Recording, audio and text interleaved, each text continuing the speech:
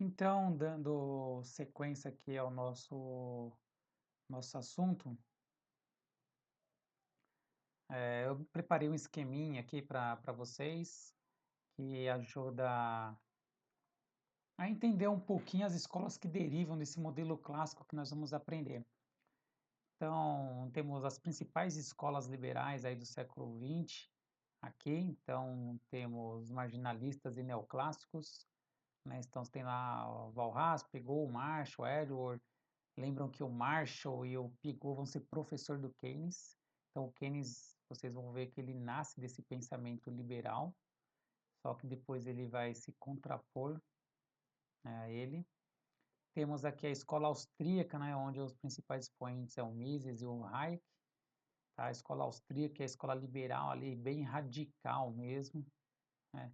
Vamos ter mais à frente, no século XX, a escola monetarista, Milton Friedman, onde nós temos aí o atual ministro da Economia, né? Ele estudou em Chicago, né? Que é o berço dos economistas monetaristas, Milton Friedman, né? Foi professor lá. E os novos clássicos, que é os economistas das expectativas racionais, os principais expoentes é o Lucas, Sargent e o Baum, tá? Então é importante você entender isso aqui, porque essas escolas liberais, elas têm diferenças entre elas, é claro, mas a sua essência principal, tá, é aquela ideia que os economistas clássicos defendiam, de que existe uma certa lei natural, que a economia tende sempre ao equilíbrio, que a oferta é o principal aí determinante da economia, do PIB. Então, eles bebem, essas quatro escolas, elas bebem, né, da mesma fonte, tá bem? Então, isso ajuda muito na medida que vocês forem estudando esses novos pensamentos. Bom, e aí, dando sequência, eu coloquei para vocês aqui, ó, né, três grandes liberais do século XX aí, né, nós temos o Hayek, né, perdão, o Lucas, né, o Robert Lucas e o Friedman. Então, montei aqui para vocês, né, os principais expoentes liberais aí do século XX, cada um de uma escola, tá bem? Bom,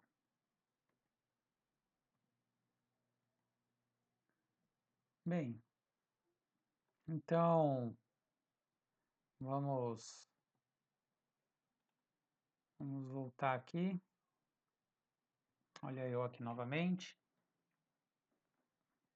Então, nesse meu esqueminha aqui que eu montei para vocês, ó, são os três principais pressupostos dessa escola, e é muito importante entendê-los. Bom, o primeiro deles, né, é a mão invisível. Então, é um termo muito conhecido pelos economistas, foi dado pelo Adam Smith, para explicar, para explicar como se dá um mercado, a oferta e a demanda. Então, nada mais é do que a oferta e a demanda. E o que diz a mão invisível do Adam Smith? Diz o seguinte, ó, vamos pegar um determinado bem, um mercado de batatas, por exemplo. Imagine que o preço da batata suba. Ora, se o preço da batata está subindo, é porque a sociedade está querendo mais batata em relação ao que está sendo produzido. Então, esse mecanismo de preço, ele está sinalizando para o mercado que, do lado dos consumidores, de que há uma demanda excessiva por esse item, certo? Em relação à produção. Então, os consumidores tendem a diminuir seu consumo, está mais caro comprar batata. Por outro lado, né, está indicando para os produtores que, olha, a sociedade quer mais batata. Então, a rentabilidade aqui está alta, vai incentivar produtores a entrarem naquele mercado e até mesmo alguns que já estão a tentarem aumentar sua produção. Com o tempo, né, esse mecanismo de preço vai levar a um equilíbrio entre a oferta e a demanda de batata. Então, vai chegar a um determinado preço onde a oferta e a demanda de batata vão ser iguais, de tal maneira que não sobra nem falta batata, ou seja, não há nem superprodução de batata, nem subconsumo de batata. Só que esse mecanismo de preço funciona, né, se houver plena liberdade de preços, tá? E assim, como eu expliquei para o mercado de batata, tá, essa mão invisível ela funciona para qualquer outro mercado. O setor de serviço, o setor agrícola, né, é para máquinas e equipamentos, é para o milho, é para a soja, é para roupa, é para moeda, né, dólar, por exemplo. Então, por trás de qualquer item que é produzido e comercializado na economia, você tem aí o mecanismo de preços operando. Então, segundo esse mecanismo de preço, a economia sempre tende ao equilíbrio e alocar os recursos da maneira mais eficiente possível, né?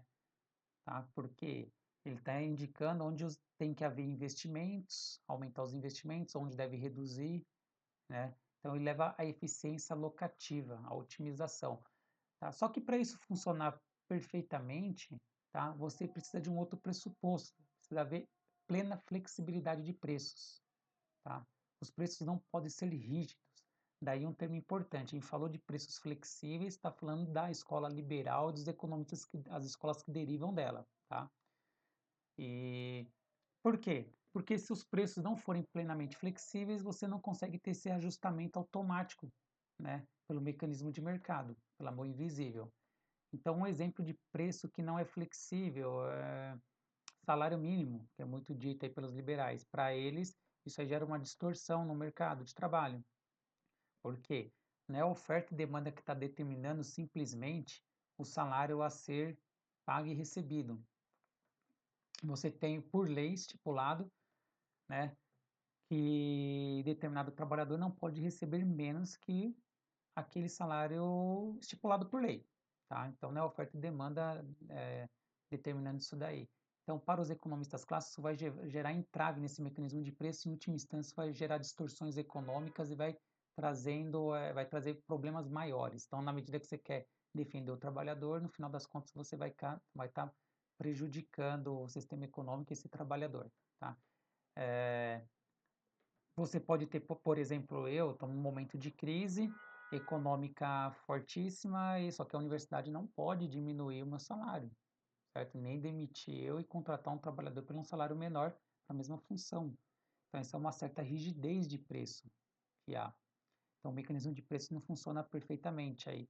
Um outro exemplo, você tem o pedágio. Imagine quando eu vou trabalhar em Sorocaba, eu pago pedágio. Então, o pedágio não é determinado simplesmente pela oferta e demanda. Ele é determinado lá pelo um contrato. Então, a economia, ó, não está passando ninguém no pedágio e o preço do pedágio não vai diminuir, certo?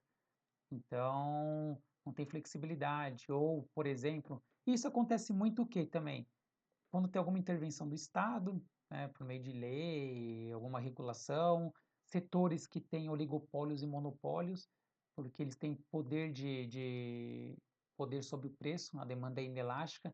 Então, você pega, por exemplo, a Petrobras, ela é grande responsável aí pelo refino e distribuição dos combustíveis no país, é um setor ali concentrado. Então, é que hoje a Petrobras está trabalhando mais próximo de uma economia de mercado, mas eventualmente ela tinha a capacidade de colocar o preço onde ela acha que vai maximizar a receita dela. E eventualmente, né, a demanda, não tem como você diminuir o consumo de combustível, mas não dá para diminuir tanto assim. Então, se fosse um setor extremamente competitivo de refino e distribuição de combustíveis, né, você teria aí o mercado da mão invisível do Adam Smith, né, operando. Então, caiu a demanda, o preço ia cair automaticamente, né? Aumentou muito a demanda em relação à produção, os preços iam subir, indicando aos empresários que o setor está tendo uma grande rentabilidade, provavelmente aumentar os investimentos. Então, essa que é a ideia que está por trás. Então, para os economistas clássicos, existe uma lei natural, que nesse é o equilíbrio. A mão invisível vai alocar os recursos da maneira mais eficiente possível por meio do mecanismo de preços. Para isso, tem que haver preços flexíveis. Então, o Estado não deve intervir na economia, certo? Um outro pressuposto extremamente importante é que a moeda para eles tem suas características básicas que vocês já aprenderam, né? Quais são elas? É, unidade de conta, reserva de valor e principalmente meio de troca. Então a moeda é praticamente uma mercadoria que é equivalente a todas as outras, onde todas as outras se referenciam, então ela é um grande facilitador de trocas. A moeda não consegue estimular a economia, então não adianta você aumentar a oferta de moeda para estimular a economia, que isso não vai acontecer. No final vai só gerar aumento de preços, né? Então, para esses economistas clássicos, né, não adianta você querer fazer uma política, por exemplo, monetária expansionista, que você só vai alterar, as variáveis reais não vão ser alteradas, por exemplo, emprego e crescimento econômico. Vai alterar apenas as variáveis nominais, tá? Aliás, quem fez se eu não me engano, quem foi o primeiro cara a diferenciar a variável nominal de real foi o Adam Smith, tá bem? E aí desses pressupostos lá nasce aí a teoria quantitativa da moeda, PQM que está embaixo, e MV igual PY, né? Final das contas está dizendo isso, que o aumento da oferta de moeda só gera mais inflação, que o crescimento econômico depende de outras variáveis, que são o estoque dos fatores de produção, quanto você tem de capital, quanto você tem de equipamento nessa sociedade, eventualmente de recursos naturais. É isso que o aumento disso daí que vai gerar um aumento do crescimento econômico e não um aumento de quantidade de moeda. Só que nós vamos discutir mais para frente quando eu for discutir a curva de demanda agregada para os clássicos, tá bem? E daqui resulta também a lei de Sé, né? Que recebe esse nome em referência àquele economista que eu acabei de citar lá atrás. E o que diz essa lei de Sé? Que a oferta gera a sua própria demanda. Então, em outras palavras, o Sé diz que toda oferta vai gerar demanda, porque quando você aumenta a oferta, o empresário está fazendo investimento, comprando mercadorias, matéria-prima, contratando trabalhadores, isso vai gerar renda na economia que de alguma forma tem que vir para o sistema econômico em forma de demanda, tá? Então é um círculo. Aí se o cara colocar o dinheiro no sistema, na poupança, ora, você vai aumentar a oferta de poupança, você tem a demanda por investimento, que vai ser regulado pela taxa de juros, uma espécie de preço, e essa poupança vai voltar para a economia em forma de investimento. Então você tem um círculo que se fecha, tá? Toda oferta gera sua própria demanda. Então, para esses economistas, dado que eles acreditam nessas pressupostos na lei de Sé, você não tem como ter crise global no sistema capitalista. Você pode ter crise setorial. Pode haver subconsumo num determinado setor, tá? Mas é porque num outro setor está acelerado. Pode haver superprodução no outro setor, mas é que no outro a economia, o outro setor está em recessão. Então, se isso estiver acontecendo, tá? O mecanismo de preço vai alocar os recursos de um setor para o outro. Para onde está tendo maior rentabilidade, vai entrar, vai sair de onde está tendo menor rentabilidade, tá? Então, dado que a oferta gera sua demanda, a demanda está assegurada no nível global, você pode ter crises setoriais, mas nunca uma crise global. E você vai ter crises temporárias, nunca uma crise duradoura. Por quê? O mecanismo de preço vai estar sempre operando para alocar os recursos da maneira mais eficiente possível, tá? A crise vai demorar, quanto mais a crise demora, é porque menos flexibilidade os preços têm, tá? À medida que os preços são mais flexíveis, conseguem variar de acordo com a oferta e a demanda, simplesmente, mais rápido a crise passará, porque a mão invisível estará agindo aí nessa economia, tá? Então, essa é a ideia deles. Então, ao fim e ao cabo, esses economistas liberais, eles estão defendendo o quê? Liberação econômica, menor regulação do Estado, tá, o mínimo possível, livre comércio, né, inclusive internacional, tá, sempre com o objetivo principal de aumentar a participação privada na economia e reduzir a estatal. Lembre-se sempre que esses economistas, o pensamento desses economistas liberais estão se contrapondo à ideia mercantilista de intervenção estatal, né, de ideia de acumulação de metais preciosos, que isso que gera riqueza, que o país tem só que exportar, importar menos, ter balança comercial superavitária, aquela ideia lá das colônias, expansão, né, para a África, América Latina, a expansão colonial, eles estão contrapondo a isso daí, tá? A centralização econômica, a intervenção econômica. É a nova burguesia ascendendo. Essa nova burguesia ascendendo, industrial, lembra que nós estamos em plena época da Revolução Industrial, requer um novo modo capitalista. E esses caras são representantes desse novo modo capitalista. Bom, no slide a seguir eu deixei algumas frases relacionadas ao Adam Smith e algumas em relação ao Malthus. Eu vou passar rapidamente, depois você dá um pause e lê elas, né? Algumas é de algum livro que eu peguei, outras diretamente do livro desses autores. Então, vê lá como que eles tratam essas variáveis, tá? E aqui eu deixei para vocês isso que eu acabei de falar, tá? Você tem... Deixa eu arrumar aqui, certo? Para vocês visualizarem melhor. Então, nós temos aqui, olha lá, não há crise de longa duração, pelo que eu já falei, a economia sempre tende ao pleno emprego. Esses economistas vão dar ênfase à oferta agregada, a demanda agregada vai ser sempre passiva, e por isso nós vamos ter que estudar a função de produção dessa economia, a curva de oferta agregada. E o nosso próximo vídeo vai ser sobre ela, né? Como que é a função de produção, oferta agregada. Aí, é a partir daí que nós vamos entender como que acontece o crescimento econômico, que está por trás dele, os principais determinantes. Aqui as frases que eu falei, dá um print e lê. Bem didática aí, de alguns livros, que é a própria frase do Adam Smith.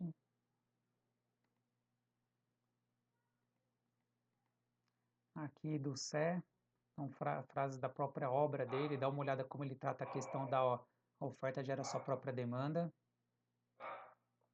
E aqui temos um exercício, dê uma lida aí, assinale a resposta correta e eu já vou comentar com vocês. Então vamos lá, sobre a escola clássica, liberalismo, é correto afirmar que a alternativa A, alternativa A, ela se refere, na verdade, então você tem aqui livre empresa, acentuada a participação do Estado, a participação do Estado, então já não é a alternativa correta, tá?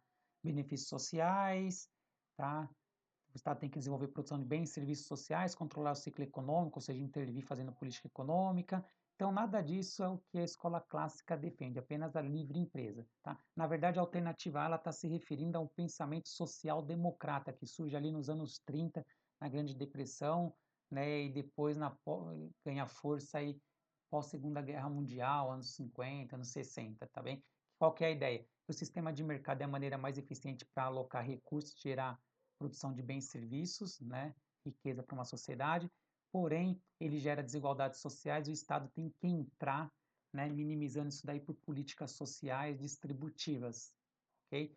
Tem que fazer determinadas regulações e políticas econômicas para tentar controlar o ciclo econômico, a própria ideia de social-democracia. Então, não é essa alternativa. A alternativa B, tá, é a própria definição de tudo aquilo que eu falei. O Estado, para esses economistas clássicos, deve se restringir a seu papel mínimo possível, qual é? Defesa militar, manutenção da ordem, distribuição de justiça, né? Então, são coisas que a iniciativa privada não pode fazer. Então, são as funções mínimas do Estado, né? Alguns liberais consideram também a educação, muitos liberais consideram a educação, tá? Apesar da iniciativa privada ter condição de gerar, né, ofertar esse serviço, tá? Para os economistas liberais, né, acontece que a iniciativa privada vai ofertar esse serviço para quem pode pagar até um determinado ponto. A partir dali, ela não vai conseguir oferecer um valor menor, senão ela não vai ter lucro, então não ofereceria, pessoas ficariam fora da escola. Entretanto, qual o problema disso? Isso acontece com vários outros produtos. Acontece que a educação eles consideram que tem um benefício social maior, benefício marginal social, maior que o custo marginal social, ou seja, em outras palavras, trocando em miúdos, o que o Estado tira de recursos da sociedade e os serviços geram um valor muito maior. Por quê? Porque a educação tem externalidade positiva, tá? E tem externalidade positiva, ela acaba aumentando a produtividade da economia, né, contribui para uma sociedade melhor, enfim. Então, a educação, que é um item semipúblico, é um conceito microeconômico, né, eles acreditam que o Estado também tem que intervir e oferecer complementar, tá? Alguns liberais consideram a educação, a maioria dos liberais mesmo não, tá? Enfim, mas o Estado tem que se ater às atividades mínimas aí, tá? A alternativa B está correta. A alternativa C está incorreta porque ele se refere, na verdade, ao período de 80 e 90. Os economistas não são dessa época, é bem anterior isso daí.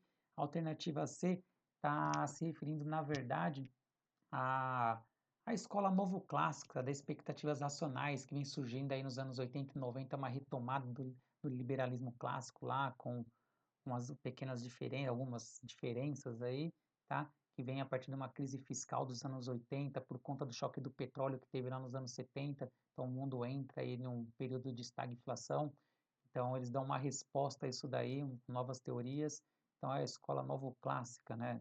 A D, alternativa D está incorreta, porque na verdade ele está falando está se referindo aí às ideias mercantilista, que é justamente a ideia anterior àqueles economistas clássicos liberais lá do século XVIII, século XIX. Eles estavam, na verdade, se contrapondo a essa ideia que a alternativa D está se referindo. E a alternativa E também está relacionada aí à ideia social-democrata, né? Então não é os economistas liberais, ok? Então um grande abraço, vamos continuar aí no próximo vídeo.